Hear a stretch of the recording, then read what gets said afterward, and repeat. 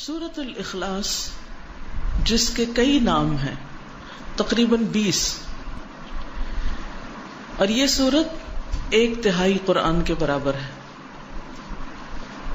یعنی اتنی اہم سورت ہے۔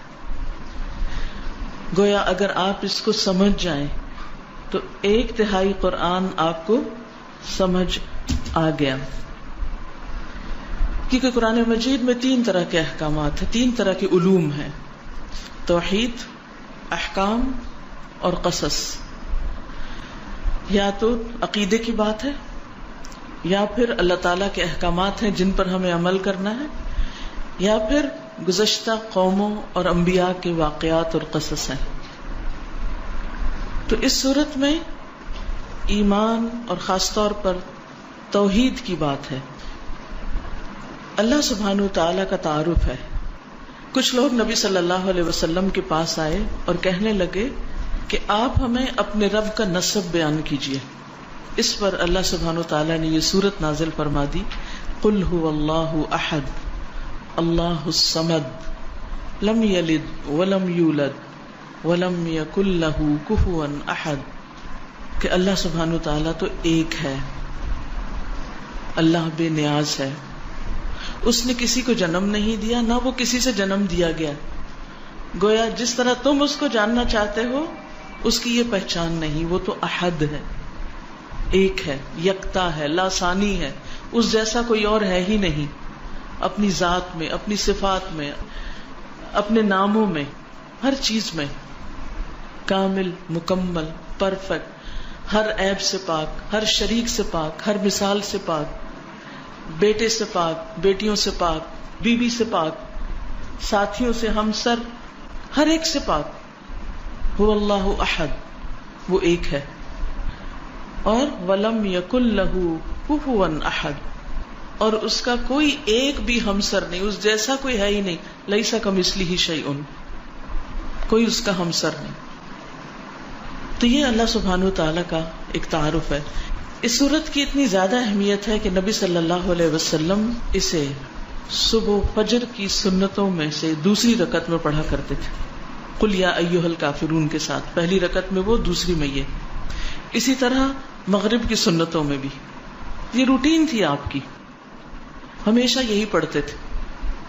گویا دن چڑھے بھی اور دن کے غروب ہونے پر کی نمازوں میں سورۃ الاخلاص، اسی طرح وتر کی آخری رکعت میں بھی سورۃ الاخلاص، دوسری رکعت میں قل یا ایھا الکافرون، اور رات کی آخری نماز کیا ہے؟ وتر۔ رات کی آخری نماز میں، دن کی پہلی نماز میں، سورج غروب ہونے کے ساتھ کی نماز میں، ان سب نمازوں میں۔ بلکہ 2 صحابہ کے بارے میں آتا ہے کہ وہ تو ہر نماز کی ہر رکعت میں سورۃ الاخلاص پڑھتے تھے، ان کو اتنی زیادہ محبت تھی اس سورت کے ساتھ کہ وہ مستقل طور پر اس کو پڑھتے تھے۔ اسی طرح ہم دیکھتے ہیں کہ نبی صلی اللہ علیہ وسلم طواف کی 2 رکعتوں میں بھی اس کو پڑھنے کا حکم دیتے ہیں، آخری رکعت میں۔ پھر ہر نماز کے بعد، یعنی یہ تو تھا نمازوں کے اندر، پھر ہر نماز کے بعد اس کو پڑھنے کی تاکید ہے۔ اور صرف اس کو نہیں، معوذتین کو بھی، قل هو اللہ احد، قل اعوذ برب الفلق اور قل اعوذ برب الناس۔ یہ تینوں صورتیں کب پڑھنی چاہیے؟ نماز کے بعد، جیسے آیت الکرسی پڑھی آپ نے، ساتھ ہی یہ تینوں صورتیں بھی پڑھ لیجیے، اس سے بھی اخلاص پیدا ہوتا ہے۔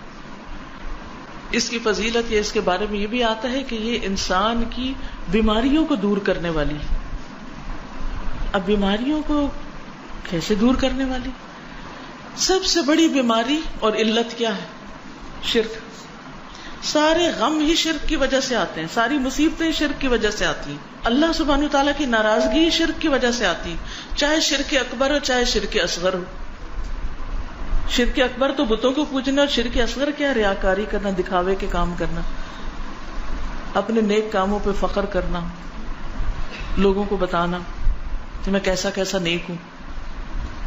تو اس کا علاج کیا ہے کہ انسان قل هو اللہ احد پڑھے۔ پھر اسی طرح صبح اور شام 3 بار، صبح شام کے جو اذکار ہیں، اذکار الصباح والمساء، اس میں 3 بار ان صورتوں کو، تینوں صورتوں کو پڑھنے کا حکم دیا گیا ہے۔ اور اس سے بھی انسان کو بہت فائدہ ہوتا ہے، ہر طرح کے وسوسوں سے نجات ملتی ہے. پھر اسی طرح رات کو سوتے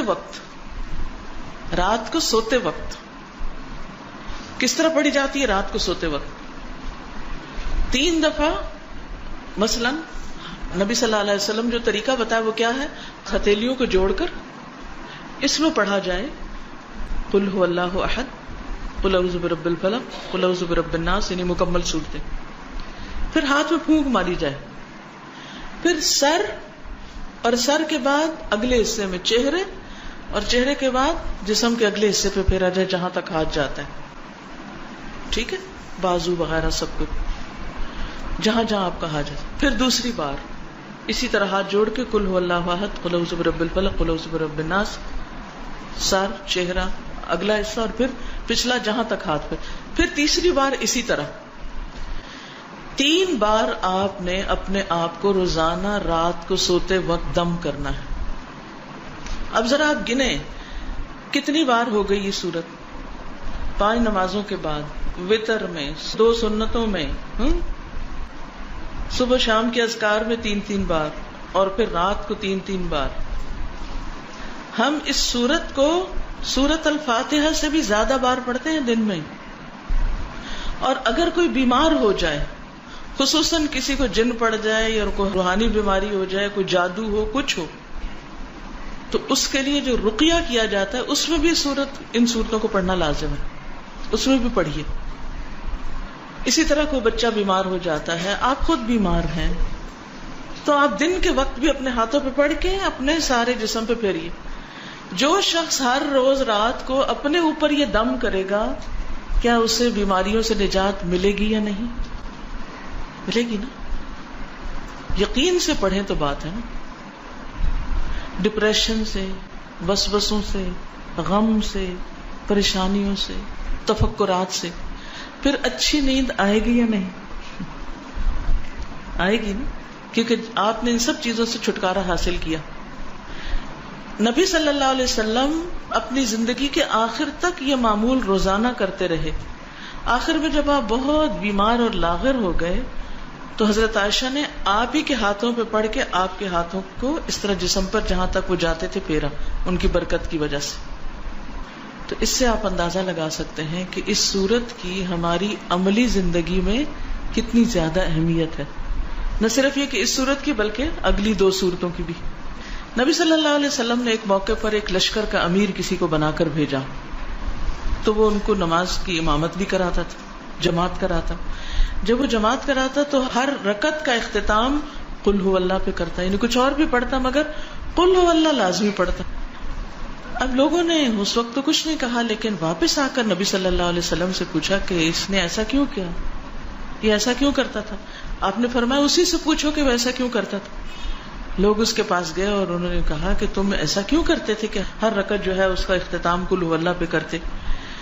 تو اس نے کہا کہ مجھے اس صورت سے محبت ہے، مجھے اس صورت سے محبت ہے، کیونکہ یہ رحمان کی صفت ہے، یہ رحمان کی پہچان ہے، اس میں رحمان کی صفات بیان ہوئی، اس لیے مجھے اس صورت سے محبت ہے.